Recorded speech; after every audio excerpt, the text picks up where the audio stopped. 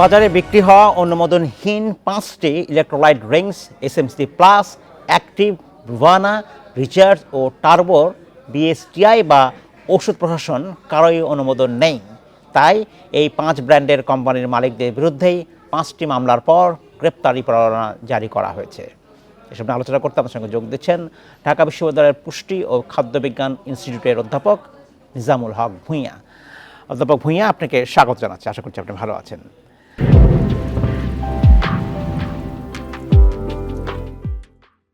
আজকের খবর হচ্ছে 5টি ইলেকট্রোলাইট ড্রিঙ্কসের বিষয়ে বলা হচ্ছে তাদের অনুমোদন নেই, এবং যেহেতু অনুমোদন নেই তাদের কোম্পানির কর্তৃপক্ষের বিরুদ্ধে গ্রেপ্তারি পরোয়ানা জারি করা হয়েছে। আমি যে বিষয়টা আলোচনা করতে যাচ্ছি যে এই যে ইলেকট্রোলাইট ড্রিঙ্কস বাজারে আছে, আমার জানা মতে এসএমসি 2021 সালে এটি বাজারজাত করছে, এবং আমার মনে পড়ে গণমাধ্যমে এদের বিজ্ঞাপনও আমি দেখেছি। তাই যদি হয়, এই দেখার দায়িত্ব কার? নিরাপদ খাদ্য অধিদপ্তর হতে পারে, বিএসটিআই হতে পারে, ঔষধ প্রশাসন হতে পারে, কার দেখার দায়িত্ব? আর যদি তাদের দেখার দায়িত্ব থাকে, তারা কি এই দায় এড়াতে পারেন? ধন্যবাদ আপনাকে। আসলে এটা খুবই দুঃখজনক, এসএমসির মতো একটা কোম্পানি যেটা 2021 সালে তারা এই ড্রিঙ্কসটা বাজারে এনেছে, তারপর আকিজের মতো কোম্পানি যারা টার্বো নামে একটা ড্রিঙ্কস বাজারে এনেছে, তারপর আমরা দেখলাম যে প্রাণের মতো কোম্পানি অ্যাক্টিভ নামে তারা একটা এই ধরনের একটা ড্রিঙ্কস বাজারে এনেছে। যে কোম্পানিগুলো বাজারে এত বেশি স্বনামধন্য, তারা দীর্ঘদিন থেকে ব্যবসা করছে, তারা কিভাবে বিএসটিআই কে এবং ওষুধ প্রশাসনকে ফাঁকি দিয়ে তারপর তাদের এই যে অধ্যাপক ভূঁইয়া, আমি যে প্রশ্নটা করেছিলাম ফাঁকি দিয়ে নয়, কিন্তু আমি বলছি গণমাধ্যমে কিন্তু এদের বিজ্ঞাপন যায়, আমরাও বিভিন্ন সময় দেখছি।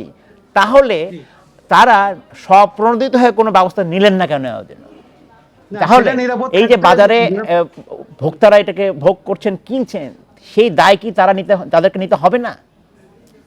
না, সেটা না, ভোক্তারা তো নিচ্ছে। ভোক্তারা, আমাদের যে নিরাপদ খাদ্য আইনটা আছে, আমাদের এখানে জনবল কম এবং কি আমাদের দক্ষ জনবলেরও অভাব আছে। এখানে যে কজন কর্মকর্তা আছেন, সম্প্রতি কয়েক বছর আগে নিরাপদ খাদ্য যে আমাদের যে কর্মকর্তারা নিয়োগ দিয়েছে সরকার, তারা কাজ করছে, এর পরিধি বাড়াচ্ছে, কিন্তু এটা খুবই সাফিসিয়েন্ট না। যার কারণেই এই যে বাজার মনিটরিং করার জন্য আমাদের যে বিএসটি আছে, ওষুধ প্রশাসন আছে, তাদেরও একটা সেক্ষেত্রে তাদের একটা সহযোগিতা থাকা উচিত ছিল। কারণ দীর্ঘদিন থেকে বাজারে যে জিনিসটা মানে অনুমোদনহীন ভাবে তারা যেগুলো লেভেলে আপনার তাদের পণ্যের লেভেলে লেখা আছে এই আইটেমগুলো আছে, কিন্তু টেস্ট করে দেখা গেল যে এগুলো নেই।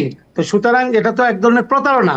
আমরা মনে করি যে এই ধরনের, যেমন আপনার এই খাদ্যগুলো কাদের জন্য প্রয়োজন হয়, এটা প্রয়োজন হচ্ছে যারা খুব হার্ড পরিশ্রম করে, যারা খুব খেলোয়াড় ক্লান্ত হয়ে যায়, তখন তৎক্ষণাৎ হয়তো তাদের ডিহাইড্রেশন হতে পারে, ইলেকট্রিক্যাল ইমব্যালেন্স হতে পারে, তখন তারা নিয়ে থাকে। কিন্তু আমরা দেখছি যে এইগুলো বাজারে ছেড়ে দেওয়ার পর আমাদের হাইপারটেনশনের রোগী, আমাদের ডায়াবেটিসের রোগী এবং কিডনি রোগী, তারা কিন্তু গ্রহণ করছে এবং তারা আক্রান্ত হচ্ছে। এবং কি আমার মনে হয় এটা কিন্তু খুবই দুঃখজনক যে এই ধরনের পণ্য বাজারে কোনোভাবেই ছাড়া উচিত না কোনো কোম্পানির।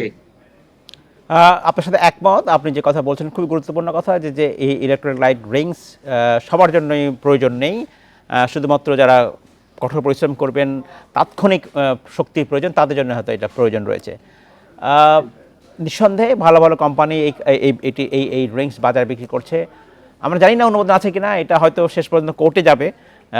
কিন্তু এর ভবিষ্যতের যদি এই কাজ করতে হয় বা কেউ অনুমোদন ছাড়া, আমরা জানি না কিন্তু অনুমোদন আছে কিনা এখনও বা নেই, যেহেতু একটা অভিযোগ, সেক্ষেত্রে কী ধরনের রেগুলেটরি ব্যবস্থা আসলে সরকারের পক্ষ থেকে থাকা উচিত?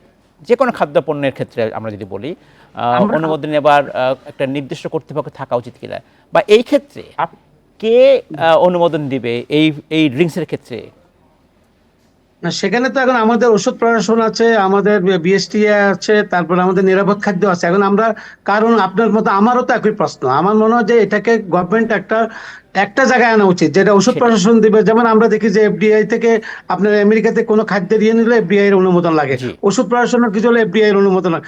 আমাদের এখানেও কিন্তু এই ধরনের একটা ইয়েকে অনুমোদন দেওয়া উচিত, যে এদের অনুমোদন ছাড়া বাজারে সেটা করা যাবে না। আজকে যে কোম্পানিগুলোর জন্য মামলা করা হয়েছে, বা সেটা হয়তো তদন্ত সাপেক্ষে দেখা যাবে কি তারা আদৌ সে কাজটি করেছে কিনা, বা আদৌ তাদের ফল্ট আছে কিনা।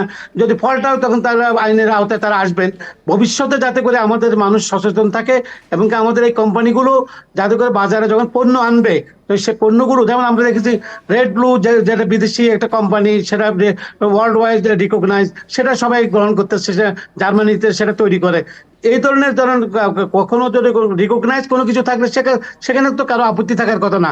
আমাদের এখানেও নিরাপদ খাদ্য হোক, ওষুধ প্রশাসন হোক, অথবা আমাদের অথবা বিএসটি হোক, বা সায়েন্স ল্যাবরেটরি হোক, কাউকে না কাউকে অনুমোদন দিতে হবে। একটা কোম্পানিকে একটা জায়গায় আসতে হবে, যে এরা অনুমোদন দিলে সে সাপেক্ষে এটা বাজারে আসবে, সে অনুযায়ী তারা বাজারজাত করবে। আমার মনে হয় সেটাই করা উচিত বলে মনে করি সরকারের। আর তাছাড়া এই যেসব ইলেকট্রোলাইট ড্রিঙ্কস বিক্রি হচ্ছে, এইটার কি ধরনের অনুমতি প্রয়োজন আছে, বা যেসব খাদ্যপণ্য বিক্রি হচ্ছে বাজারে কার অনুমোদন লাগবে সেই বিষয়ে বোধহয় যারা উৎপাদক তাদেরও একটা স্বচ্ছ ধারণা থাকা উচিত। না হলে এই সংকটটা হতেই পারে।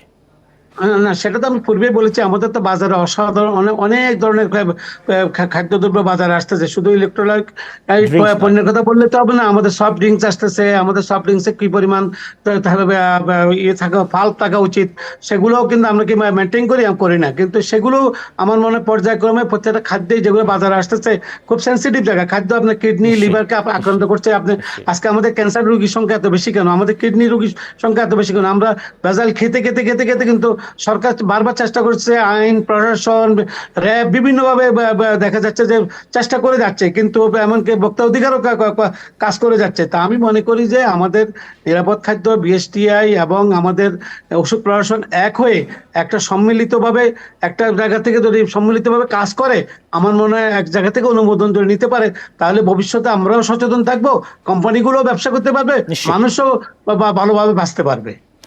অসংখ্য ধন্যবাদ অধ্যাপক নিজামুল হক ভূঁইয়া, আমাদেরকে আপনার মূল্যবান সময় দেওয়ার জন্য। আমাকে আজকের মতো শেষ করতে হচ্ছে।